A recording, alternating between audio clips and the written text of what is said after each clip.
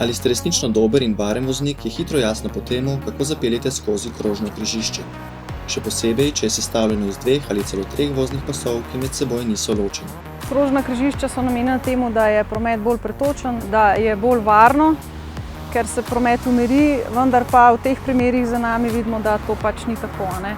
V številnih slovenskih mestih so zrasla takšna krožišča z namenom, da bi bila precej varnejša od klasičnih križišč.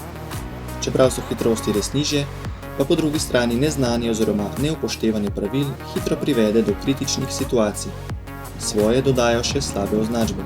Se pravi, ljudje se ne znajo razvrščati, ne poznajo pravil in pač lahko pride do konfliktne točke. Kako bo torej dober voznik zapeljal takšno krožišče?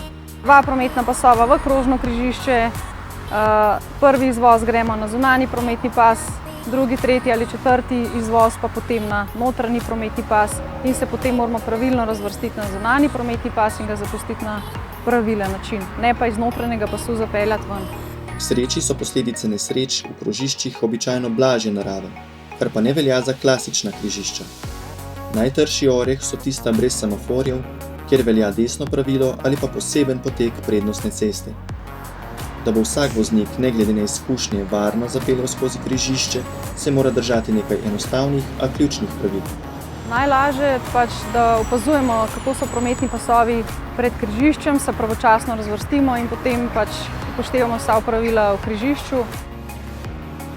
Ena bistvenih potez v vsakem križišču je tudi, da se pri zavijanju levo počakamo nasprotni promet, postavimo dovolj daleč v globino, na vsak način pa dlje od usmerjevalnih prekinjenih črt.